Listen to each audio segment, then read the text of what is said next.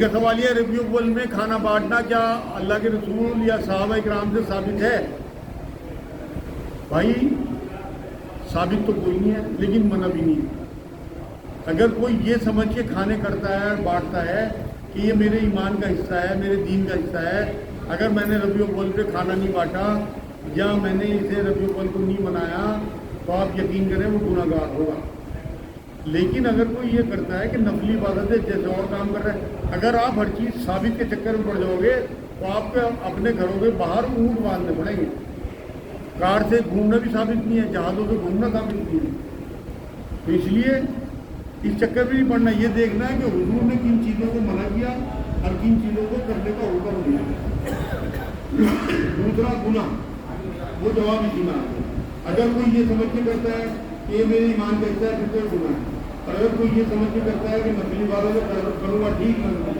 آپ لوگوں سے بھی یہی بات ہے، میں اگلے ہفتے میں آپ کو اعلان کر رہا ہوں، وہ ایک منچ ہے کہ اللہ کے رسول کی چند تعلیمات آپ تک پہنچتے ہیں۔ اگر آپ نہیں آؤ گے کوئی گناہ نہیں، آؤ گے بہت ثواب ہوگا۔ یہ مباح کے لگتا ہے، کرو گے ٹھیک، نہ کرو گے کوئی ایک سوال ہے، ہاں جیسے دو آدمی مانے جھگڑا ہو گیا اور اسے نمٹانے کو کہا ہے کہ بھائی تو اپنی بات مسجد میں آئے کہہ دیں، اگر تو صحیح ہے تو کیا اس کو یقین کرنا چاہیے اور کیا یہ مسجد کا اس طریقے سے استعمال جائز ہے؟ ٹھیک ہے، سوال یہ ہے کہ قصبے کھانے کے لیے کیا مسجد کا استعمال جائز ہے؟ بھائی میرے نزدیک تو ٹھیک نہیں ہے بات۔ مان لو اتنا زیادہ پھٹا ہوا اور جھوٹ بولتے مسجد میں اللہ کے گھر میں آگے، تو یہ مناسب نہیں ہے اس طرح سے ایک دوسرے کے ساتھ وہ کرنا۔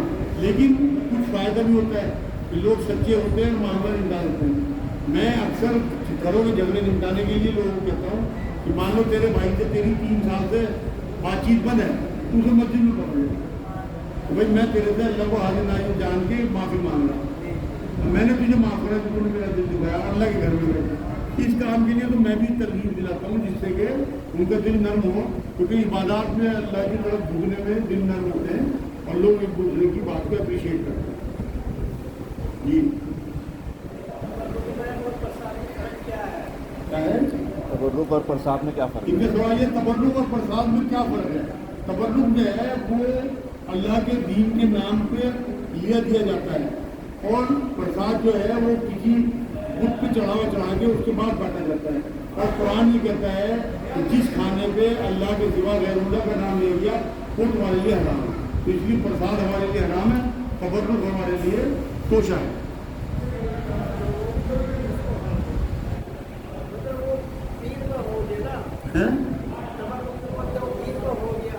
ان کا سوال یہ ہے کہ جو تبرک پیر پہ بٹتے ہیں، اگر وہ وہاں چڑھاتے ہیں مزاروں پہ، اس کے بعد بانٹتے ہیں، وہ بھی حرام ہے، جو وہ بھی غیر اللہ ہے۔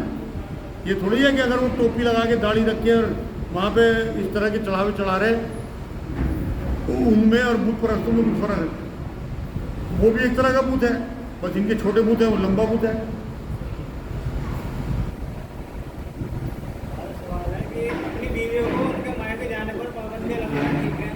ہنس کیوں رہے تم؟ اچھا یہ تمہارا ہی سوال ہے، تمہارے معاملہ۔ ان کا سوال یہ ہے کہ اپنی بیویوں پہ مائکے جانے کی پابندی لگانا کیا ٹھیک ہے؟ بالکل بھی ٹھیک نہیں ہے یار۔ میں ایک بات بتاؤں آج آپ کو، یہ جو ہمارے گھروں میں ہماری بیوی ہیں نا، یہ اپنے باپ کی راجکماری ہوتی ہیں، اپنے بھائیوں کی۔ یہ صرف چند کلمے اللہ اس کے رسول کا نام پڑھنے کی وجہ سے آپ کے بستر پہ آ جاتی ہیں۔ انہوں نے کبھی اپنے آپ کو ہاتھ بھی نہیں لگانے دیا کسی غیر مرد، اور آپ اس کے بعد آ کے انہیں قیدیوں کی طرح سے ان پہ پابندیاں لگائیں، بالکل مناسب نہیں ہے۔ میرے پاس کوئی دن ایسا نہیں ہے جو اس طرح کے کیس نہ آتے ہوں کہ عورتیں بیماری اس وجہ سے ہوتی ہیں، ان کی ٹینشنوں کی وجہ سے، ان کے مرد سخت ہوتے ہیں، ان پہ اس طرح کی الٹی سیدھی پابندی ہے۔ ہاں اگر کوئی بدچلن ہے، آپ کو یہ ڈر ہو کہ وہاں جا کے بدچلنی کرے گی، میرا گھر خراب کرے گی، پھر آپ کو ایک اچھے ہمدرد کی طرح، ایک اچھے مشیر کی طرح، اس کی خیر خواہی کی طرح، خیر خواہ ہونے کی طرح سے آپ کو اس پہ پابندی لگائیں ہلکی پھلکی۔ لیکن یہ نہیں کہ آپ ذرا سی اپنی اکڑ میں کہ میں مرد ہوں اور میں تو یوں کر دوں گا، میں تو یوں کر لوں گا۔ اللہ نے آپ کے ہاتھ میں اگر مان لو طلاق کا کوڑا یا آپ کے ہاتھ میں آپ کو حاکم کہہ دیا تو اس کا ناجائز فائدہ نہ اٹھاؤ، کیونکہ آپ کے اوپر بھی ایک حاکم ہے۔ یہاں تو آپ کی چل رہی، وہاں آپ کی نہیں چل رہی، وہاں ان کی آئیں پہنچتی ہیں۔ آپ یقین کرو، قرآن میں اللہ نے کہا کہ تم عمل کر کے بھول جاتے ہو، لیکن میں لکھ لیتا ہوں۔ ان عورتوں کو یاد بھی نہ ہو ہماری بیویوں کو ہم نے کیا کیا ظلم کرے ان کے اوپر، لیکن اللہ نے سب لکھ رکھا. یہ یہاں اپنے ماں باپ بہن بھائی چھوڑ کے آ گئی, اپنا سب کچھ ہمیں سونپ دیا, اب یہ واپس نہیں جا سکتی, یہ ہمارے ظلم برداشت کرتی رہے گی. لیکن آپ یقین کرو ایک اور عدالت آنے والی ہے جہاں ان کی آہیں بھی سنی جائیں گی, ان کی تڑپ بھی دیکھی جائے گی, اور ان کے ساتھ جو ہم نے ظلم زیادتی کی ہوگی وہ بھی. اور جو لوگ معاف کرنے والے ہیں, درگزر کرنے والے ہیں اپنی بیویوں کے ساتھ ان کی ناجائز باتوں جائز باتوں کو, انہیں کتنا اجر ملے گا. ایک حدیث سن لو بہت خوبصورت. نبی نے فرمایا کمینے ہیں وہ لوگ جو اپنی بیویوں کو دباتے ہیں, اور شریف ہیں وہ لوگ جو اپنی بیویوں سے دبتے ہیں. تو آج سے اپنی بیویوں سے دبنا شروع کر دو. چاہے آپ کی بہنیں, آپ کے رشتہ دار آپ کو جوروں کا غلام کہیں, آپ جوروں کے غلام ہو جاؤ. یقین کرو مجھے تو اپنا جوروں کا غلام کہنے میں اپنے آپ کو فخر ہے, کیونکہ میرا رسول یہ کہہ گیا کہ شریف ہیں وہ لوگ جو اپنی بیویوں سے دبتے ہیں. Thank you. ہاں جی.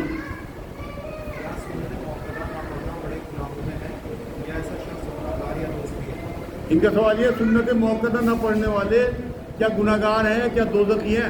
نہیں بھائی, بالکل نہیں. ایسی کوئی حدیث نہیں ہے, نہ نبی نے فرمایا نہ قرآن کی کوئی آیت ہے. سنت موقع پڑھنی چاہیے, نبی کی سنت ہے. لیکن کسی کو اگر موقع نہیں مل رہا تو وہ فرض پورے کر دے, اپنے فرضوں کا حساب ہوگا.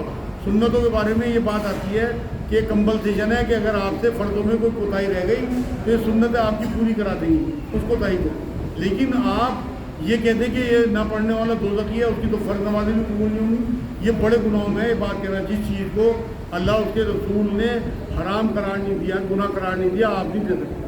قرآن کی پچھلے ہفتے آیت آئی گی کہ حرام یا حلال کرنا اللہ رسول کا کام ہے, آپ نہیں حلال یا حرام کر سکتے اپنے اوپر کی چیز کو. دیکھو نبی نے کیا فرمایا. ایک بار ایک بدو صحابی آئے اور حضور سے پوچھا کہ حضور میں آپ پہ ایمان لایا, اب مجھے کیا کرنا پڑے گا؟ حضور نے دیکھ 5 وقت کی فرض نمازیں پڑھ دے, 30 فرض روزے رکھ دے, پیسے ہوں تو حج کر لے, پیسے ہوں تو زکات دے. تو حضور بس یہاں تو حضور نہ میں اس سے زیادہ کروں گا نہ اس سے کم کروں گا, یہ کہہ کے وہ اٹھ کے چلے. بدو صحابی تھے. تو جو وہاں بیٹھے ہوئے صحابہ کرام تھے ان سے حضور نے کہا کہ دیکھو اگر یہ اپنے قول پہ پورا اترا تو تم دیکھو یہ جنتی ہے.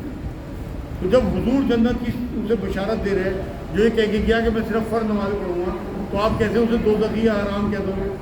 یہ بڑے گناہوں میں اس طرح کی باتیں کرنا بھی میرے نزدیک. اور پڑھنی چاہیے, میں منع نہیں کر رہا, آپ کو پڑھنی چاہیے, لیکن جب ایسا موقع ہو کہ آپ کو فرض پڑھنے کا موقع مل رہا پڑھ دو. ان کا سوال یہ ہے کہ کیا یہ بات فجر کی نماز کے لیے بھی ہوتی ہے؟ بالکل اس کے لیے بھی ہوتی ہے, لیکن نبی نے فرمایا کہ میرے نزدیک اہم ترین نماز فرضوں کے بعد فجر کی سنت ہے اور عشاء کے بھیتر ہے. تو اس لیے کوشش یہ کرو وہ نہ چھوٹے, لیکن چھوٹ جائے تو تب بھی یہی بات ہے جو میں بتا رہا. 1 لاکھ فرضوں کے 1 لاکھ سنتوں کے برابر جو سنتیں ہیں وہ ایک فرض کی برابر نہیں ہو سکتی, چاہے اس فجر کی سنتیں کیوں نہ ہو. حالانکہ حضور نے فجر کی سنتوں کے بارے میں یہ بات فرمائی کہ آسمان اور دنیا میں جتنی بھی چیزیں ہیں ان سب سے زیادہ عزیز مجھے یہ 2 سنتیں ہیں فجر. تو جو میرے نبی کو عزیز ہوں آپ اندازہ تو کرو کہ اس کے لیے آپ کو کتنا اہتمام کرنا چاہیے, کسی قیمت پہ بھی چھوڑنا نہیں چاہیے. ان کے سوال یہ وطروں کے بعد نفل پڑھنے چاہیے. بھائی نبی اکرم صلی اللہ علیہ وسلم تو نہیں پڑھتے تھے, حضور تو یہ فرما کے گئے کہ وطروں کو اپنی آخری نماز ہوگا, تو اس لیے آپ وطروں کے بعد کچھ نہ پڑھا.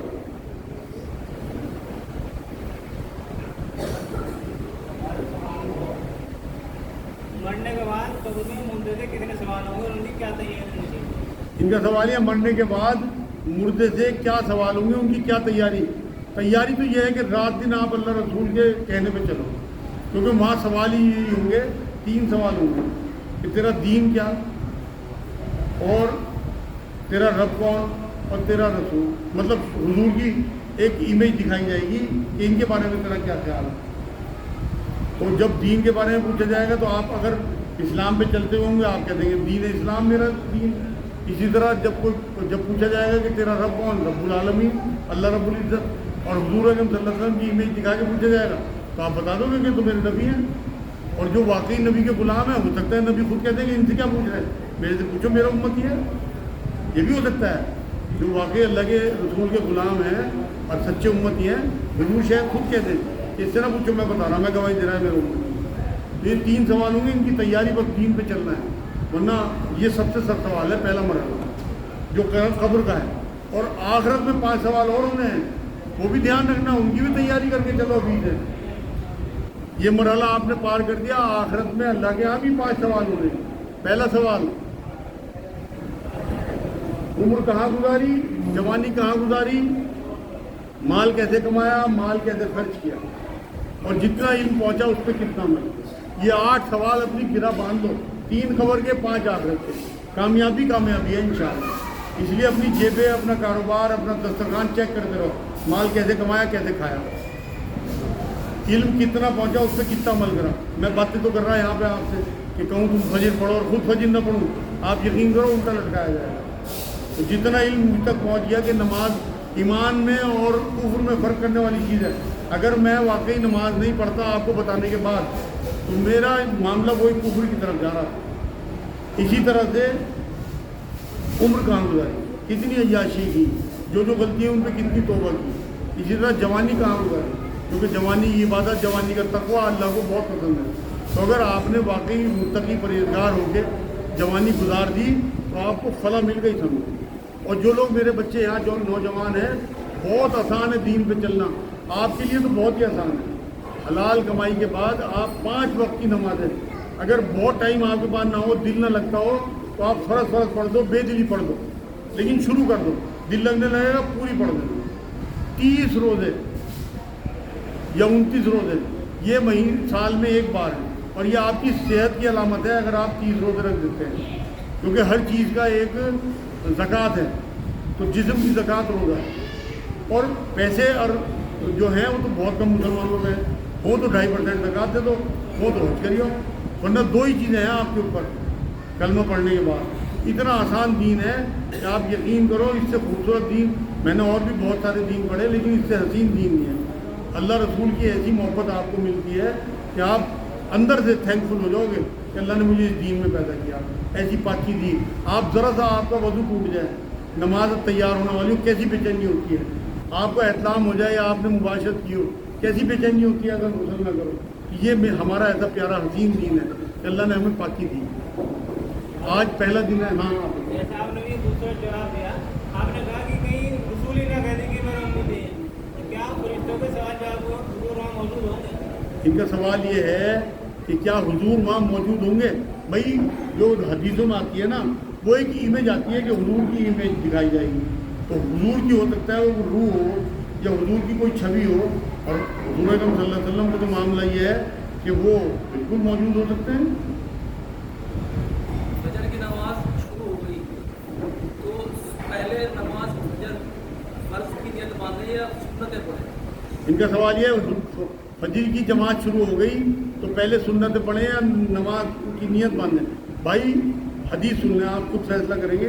نبی نے فرمایا فرض نماز کی اقامت کے بعد کوئی نفل نہیں, کوئی نماز نہیں. حدیث بتا رہا میں آپ کو. تو جو پیچھے کھڑے ہوئے نمازیں پڑھ رہے ہیں وہ گناہ کر رہے ہیں. قرآن کی آیت یہ ہے کہ جب قرآن پڑھا جائے تو اسے غور سے سنو اور خاموش رہو تاکہ تم پہ رحمت ہو. قرآن کی آیت ہے. تو اب جو لوگ آگے تو امام صاحب تلاوت کر رہے ہیں, اب پیچھے کھڑے ہوئے نہ تو ان کا دھیان تلاوت کی طرف, گناہ گار, قرآن کی آیت کے خلاف اور حضور کی حدیث کے خلاف. اقامت کے بعد کوئی نماز نہیں. ہم جس مسلک میں یہاں رہتے ہیں یہ لوگ یہ کہتے ہیں کہ پہلے سنتیں پڑھو, لیکن ان کا کہنا بھی یہ ہے کہ مسجد میں کسی ایسی جا کے سنتیں پڑھو اگر ٹائم ہو کہ جہاں امام صاحب کی تلاوت کی آواز نہ آتی ہو, کوئی کونا ایسا ہو. ہم نہیں مانتے ان کی بات بھی.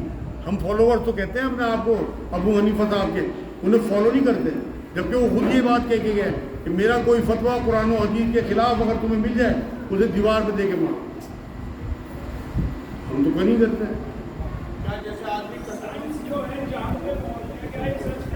ان کا سوال ہے سائنس چاند پہ پہنچ گئی, کیا یہ سچ ہے؟ بالکل سچ ہے. دیکھو قرآن میں اللہ نے کہی یہ بات کہ میں نے سیاروں کو مسخر کر دیا تمہارے لیے. تو ابھی تو چاند کیا سورج پہ ہی پہنچ سکے لوگ. اگر آپ قرآن کی آیتوں کو یقین سے مانتے ہو اور ترجمہ پڑھتے ہو, ان میں غور و فکر کرتے ہو, یہ بھی اللہ کی آیتیں ہی ہیں. ایک آیتیں تو قرآن کی ہیں جو لکھی ہوئی ہیں, یہ بھی آیت کہتے ہیں نشانی کو. کائنات میں جو پھیلی ہوئی چیزیں ہیں, چاند, سورج, آسمان, ہوا یا پیڑ پودے, یہ بھی اللہ کی آیتیں ہیں, اللہ کی نشانی ہے. تو اگر آپ قرآن پڑھو گے نا ترجمے, تو آپ کو خود یہ یقین ہو جائے گا کہ ہم چاند پہ پہنچے. हाँ जी। सवाल ये है कि जैसे हम लोग कसर में जाते हैं तो नमाज में जैसे फर्ज जमात में 2-3 मिनट होते हैं और हमारी ट्रेन का टाइम हो रहा होता है तो हम मतलब पढ़ सकते हैं नमाज या जमात की इंतज़ार करें। इनका सवाल ये है, सफ़र में क्या हम जमात का इंतज़ार करें या ट्रेन पकड़ें? भाई आपको ट्रेन पकड़नी है पहले। जमात सफ़र में आपके ऊपर वाजिब नहीं है। अगर आपको आराम से मिल रही है, आपकी ट्रेन में टाइम है तो बहुत आपको अजर मिलेगा, लेकिन अगर आपकी ट्रेन निकल रही तो आप अपनी नमाज़ पढ़ो और निकल लो, ठीक है। मेरे ख्याल में आज पहला दिन है, आज इतना ही ठीक है। अगले हफ्ते इंशाअल्लाह ताला 8 बजे नमाज होगी और